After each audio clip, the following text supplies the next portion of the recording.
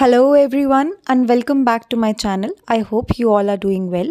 Since ये semester आप लोगों का MCQ टाइप होने वाले हैं क्वेश्चंस, सो हम उसी अकॉर्डिंगली प्रिपेयर करने वाले हैं. जो आप मोस्टली वीडियोस देखोगे सब मल्टीपल चॉइस क्वेश्चंस हम अपलोड करेंगे. So today we are starting with the first subject income tax. So let's move on to the questions. We have our first question that says that income tax is a dash. कि income tax किस type का tax है. हमारे पास चार options हैं.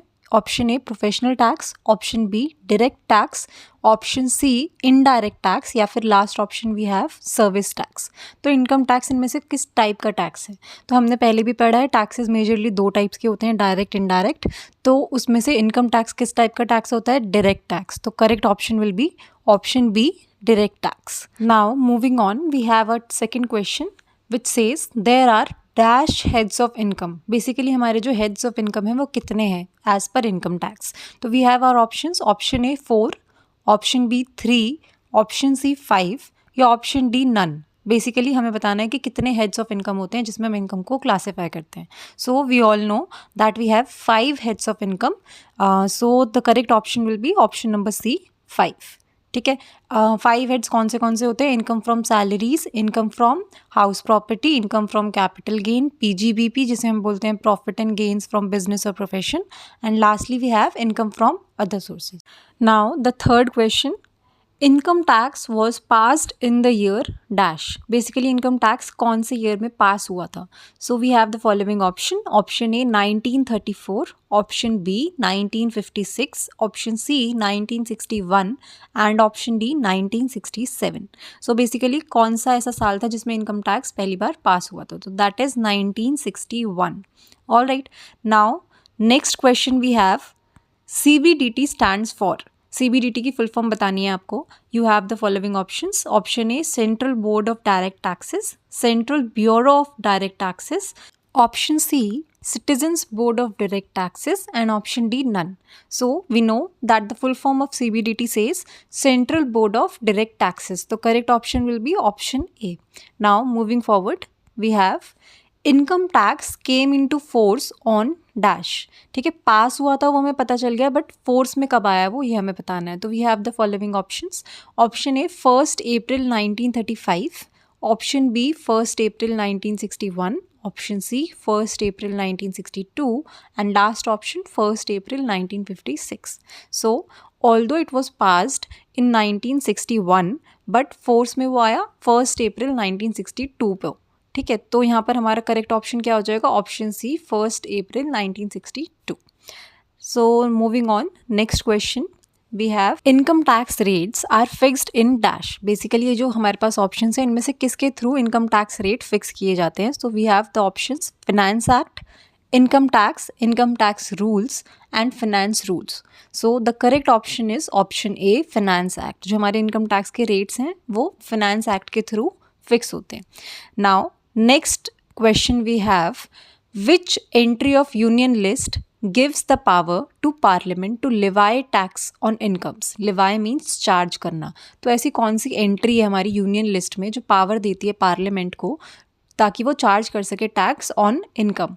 ठीक है, तो we have the following option. Option A entry 81 of the list 1 to 7 schedule, option B entry 81 of the list 2 to 7 schedule, option C entry 82 of the list 1 to 7 schedule and option D entry 82 of the list 2 to the 7 schedule. Basically जो हमारा income tax act है उसमें 14 schedules होते हैं. तो इसमें से 7 schedule की कौन सी एंट्री है और कौन सी लिस्ट है वो हमें देखना है. तो the correct option is option C entry 82 of the list 1 to the 7 schedule. तो जो हमारा इनकम टैक्स एक्ट का 7 schedule है उसकी entry number 82 of the list 1 क्या करती है, पावर देती है पार्लियामेंट को to charge tax on the income. All right. Next question we have, income tax act contains how many sections. Sections कितने होते हैं इनकम टैक्स एक्ट में. स्केड्यूल्स मैंने अभी आपको बता दिए. तो we have 4 options. Option A 14, option B 297, option C 15, option D 298.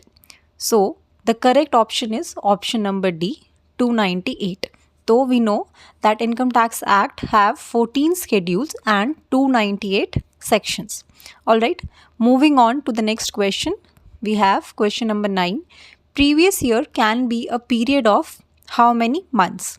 तो we have 4 options. Option A, more than 12 months और smaller than 12 months, कि 12 महीने से ज़्यादा का टाइम पीरियड होगा या कम होगा.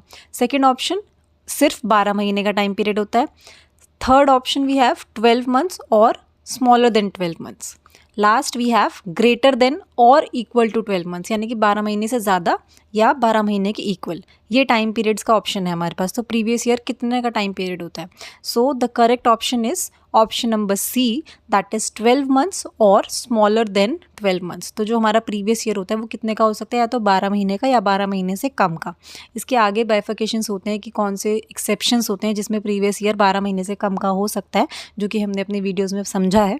सो the next question we have, assessment year can be a period of. अब जैसे हमने प्रीवियस ईयर के लिए पढ़ा, सिमिलरली हमें बताना है कि असेसमेंट ईयर कितने टाइम पीरियड का हो सकता है. तो यहाँ पर आपके पास option A greater than 12 months और smaller than 12 months, option B only 12 months, option C 12 months और smaller than 12 months, and option D greater than और इक्वल टू 12 मंथ्स. सो यहाँ पर हमारा होगा option number B, that is only 12 months, क्योंकि assessment year हमेशा सिर्फ 12 महीने का ही रहता है. उसमें ऐसा नहीं होता कि 12 महीने से कम का वो हो जाए. So moving on to the next question we have, finance bill becomes the finance act when it is passed by dash. जो हमारा फाइनेंस बिल है वो फाइनेंस एक्ट कब बनता है? जब किसके थ्रू वो पास हो जाने के बाद हम उसे फाइनेंस एक्ट कह सकते हैं. So we have the following options, Lok Sabha, both Lok Sabha and Rajya Sabha, both houses of parliament and signed by president, and last option, both houses of the parliament and signed by the prime minister.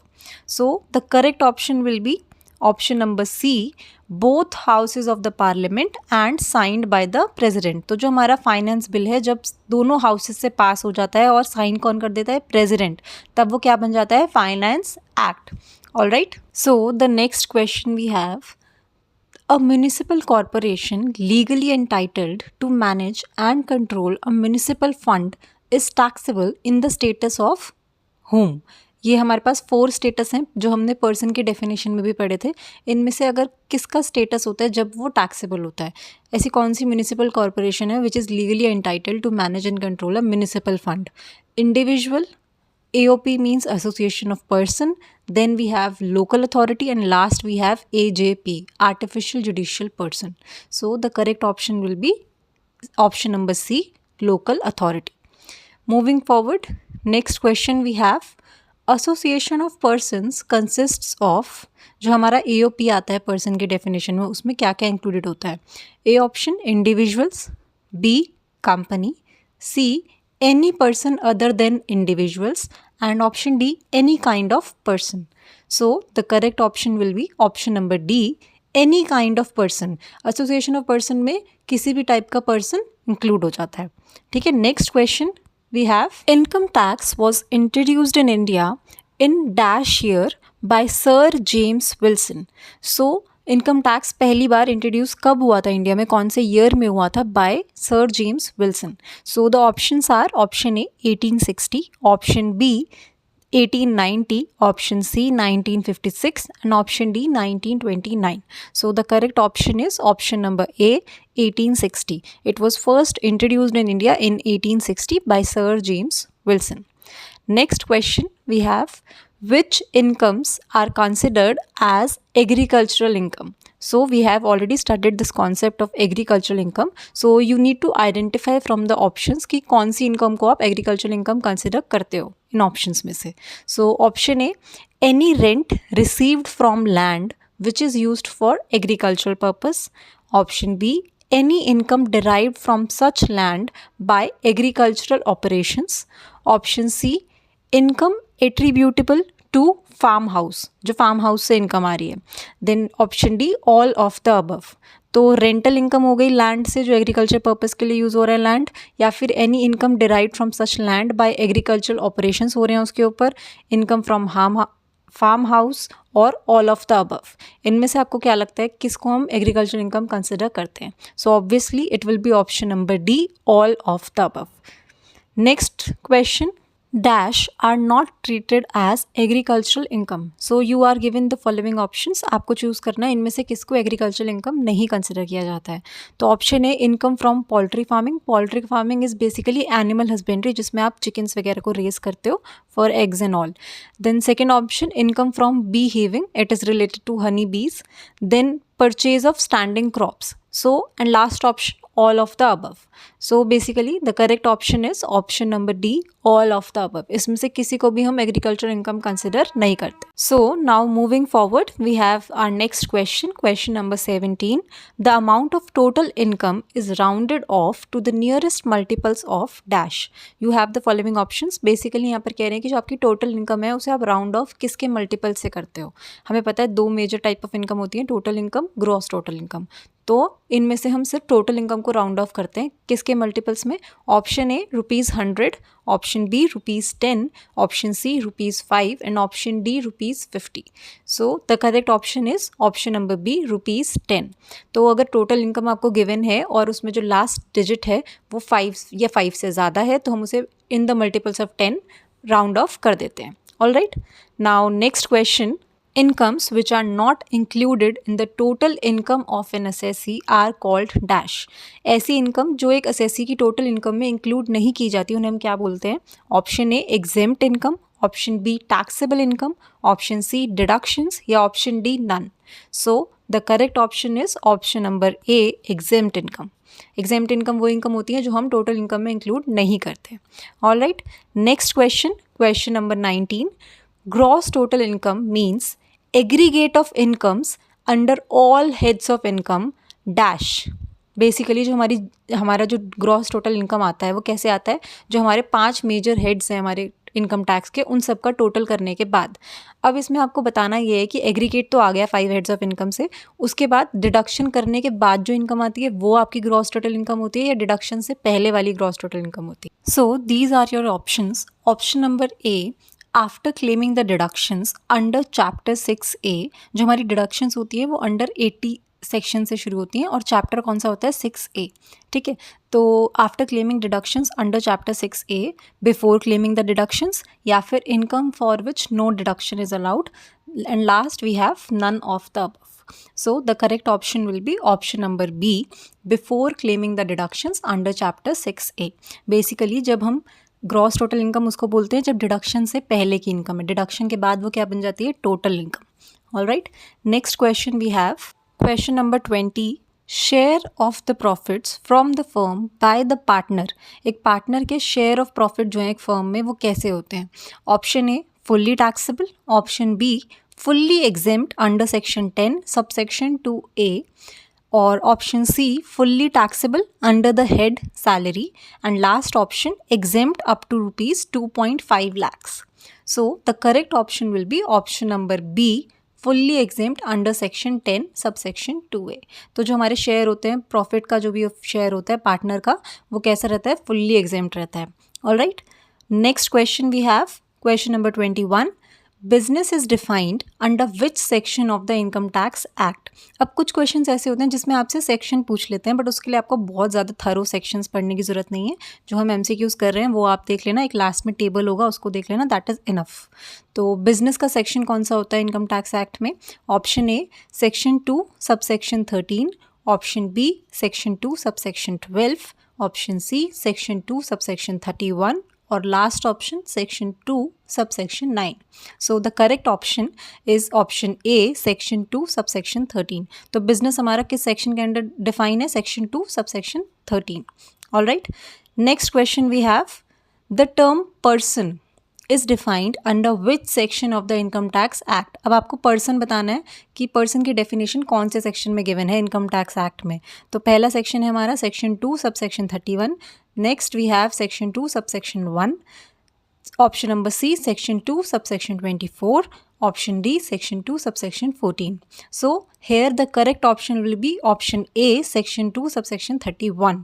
All right, तो अब आपको ध्यान रखना है business की definition किस में है, सेक्शन 2 सबसेक्शन 13 में, और जब ये 31 हो जाता है तो वो किसकी डेफिनेशन है, पर्सन की।